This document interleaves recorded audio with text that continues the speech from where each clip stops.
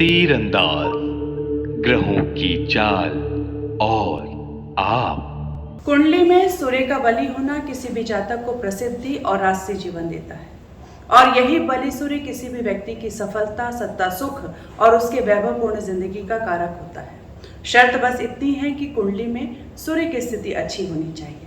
इसके पहले के वीडियो में मैंने आपको बताया है कि अगर केंद्र या त्रिकोण में सूर्य बैठे हो, अपनी उच्च राशि में हो और किसी पाप ग्रह के प्रभाव में ना हो तो ऐसे जातक किसी भी व्यक्ति की प्रतिष्ठा और सफलता के कारक होते हैं।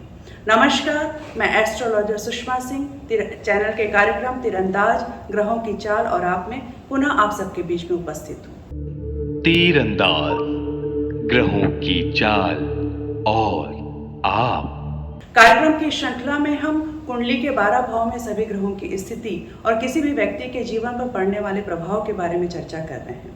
पर आज मैं आप सबके बीच में एक अलग विषय को लेकर उपस्थित हूँ। आज हम कुछ उदाहरणों के द्वारा समझने का प्रयास करेंगे कि ग्रहों की कौन सी स्थिति किसी भी व्यक्ति को सफलता और प्रतिष्ठा देती है और वही ग्रहों की कौन सी स्थिति किसी भी जातक की असफलता या उसके अर्श से फर्श पे आने का कारण बनती है। इसे हम कुछ उदाहरणों के द्वारा समझते हैं। तीरंदाज, ग्रहों की चाल और आप। सबसे पहले हम रावण की कुंडली के बारे में बात करते हैं। रावण जो कि एक महाज्ञानी था, सभी विद्याओं का जानकार था और पर साथ ही उसके अहंकारी और अपने आप को सर्वोच्च समझने के स्वभाव से भी आप सभी परिचित हैं। तो आइए हम रावण की कुंडली से ये जानने का प्रयास करते हैं कि इतना महाज्ञानी और इतना महापंडित होने के बावजूद रावण गलत और सही के फैसले को क्यों नहीं समझ पाया और क्यों उसने अपने विनाश का रास्ता चुना। तो रावण की कुंडली सिंह लग्न की कुंडली है। सिंह लग्न यानी जिसका स्वामी सूर्य होता है और इसकी कुंडली में सूर्य लग्न में ही बैठे हैं, यानी कि स्वराशि के सूर्य हैं। किसी भी व्यक्ति की कुंडली में अगर लग्न में स्वराशि के सूर्य हैं तो ये जातक को एक प्रभावशाली और रौबदार व्यक्तित्व देता है, पर यह साथ ही साथ एक उसके अभिमान और अहंकार को भी बढ़ावा देता है, जो कि आपने रावण में देखा। इसके साथ ही हम यहाँ पे इनकी कुंडली में लग्न में ही गुरु बैठे हुए हैं। गुरु जो कि ज्ञान के कारक हैं और लग्न में गुरु होने की वजह से रावण महाज्ञानी महापंडित बना। पर इस गुरु की युक्ति सूर्य जैसे अहंकारी ग्रह के होने के कारण रावण को अपने ज्ञान का अहंकार हो गया, उसे अपने विद्या का अहंकार हो गया। इनकी कुंडली में हम और ग्रहों की भी स्थिति को देखने का प्रयास करते हैं जिसकी वजह से उनके फैसले गलत हुए और उसने अपने विनाश का रास्ता चुना। तो हम देखते हैं कि कुंडली के 5वें भाव में राहु बैठे हैं। राहु जो कि धनु राशि के राहु हैं और धनु राशि में राहु नीच के होते हैं। यहाँ पे बैठे हुए राहु की 9वीं दृष्टि लग्न पे पड़ती है। लग्न पे पाप ग्रह और नीच राशि के राहु की दृष्टि होने की वजह से रावण के व्यक्तित्व में ग्रहण लग गया। उसे सही और गलत का फर्क नहीं नजर आया और उसने अपने विनाश को चुना। तीरंदाज, ग्रहों की चाल और आप।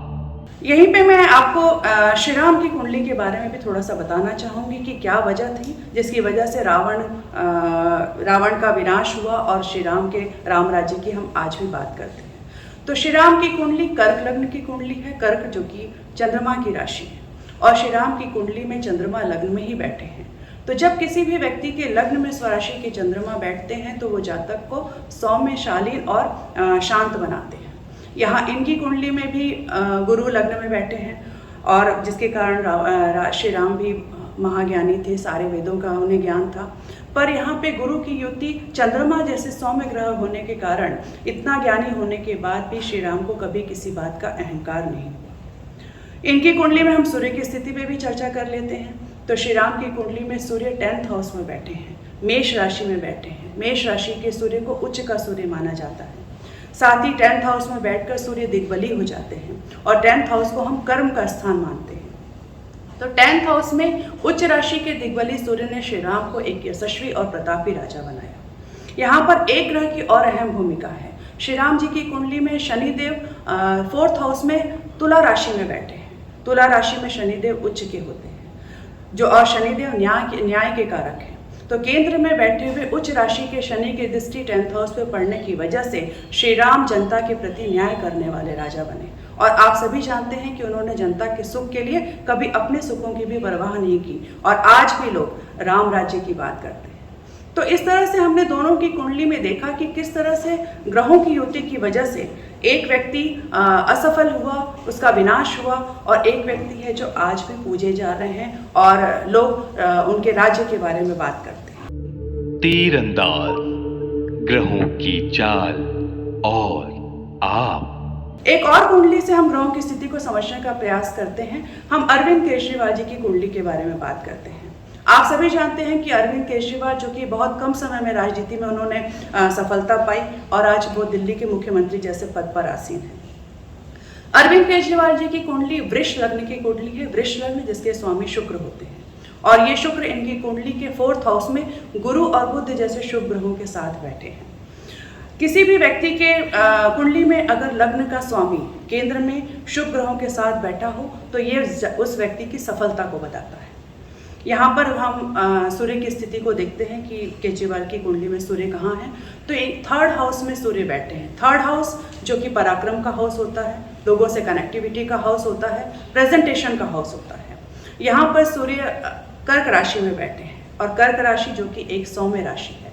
तो कर्क राशि में बैठे हुए सूर्य की वजह से सूर्य ने अरविंद केजरीवाल को एक सरल और सहज व्यक्तित्व दिया।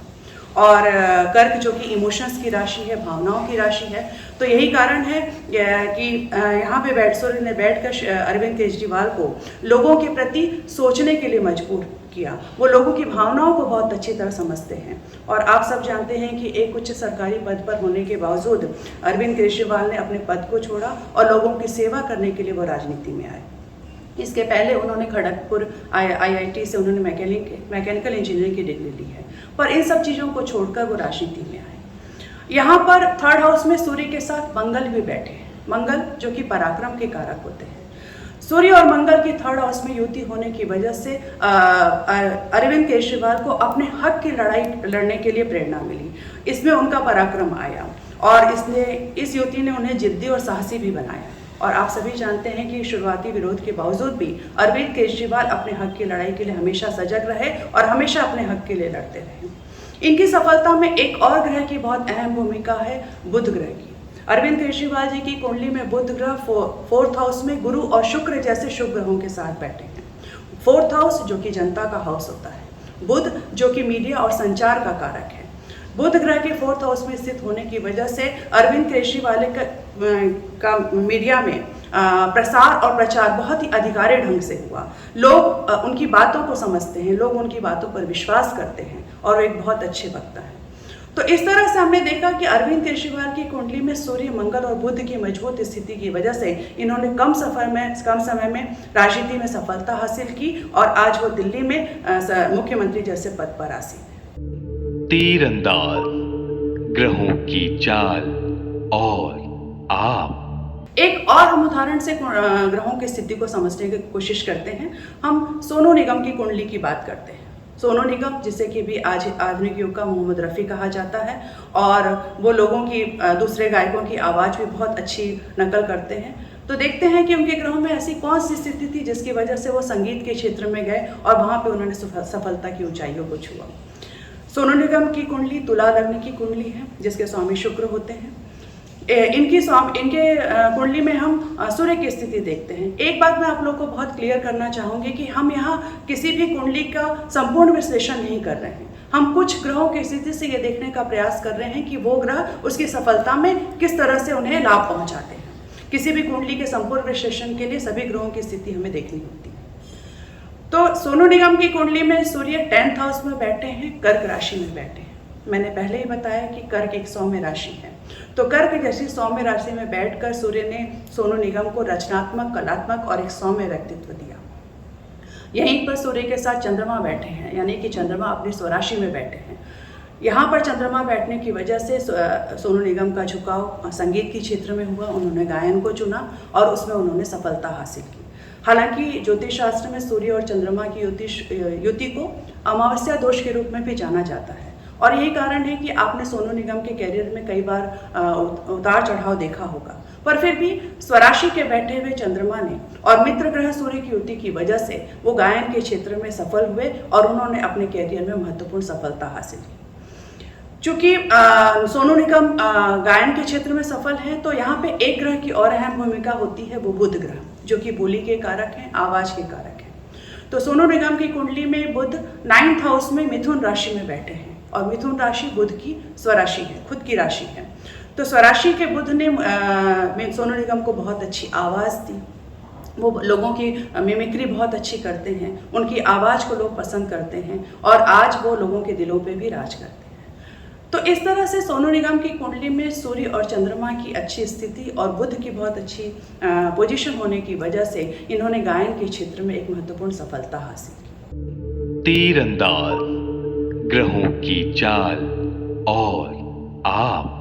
तो आज हमने कुछ उदाहरणों के द्वारा यह समझने का प्रयास किया कि ग्रहों की युति किस तरह से हमें फलित करती है।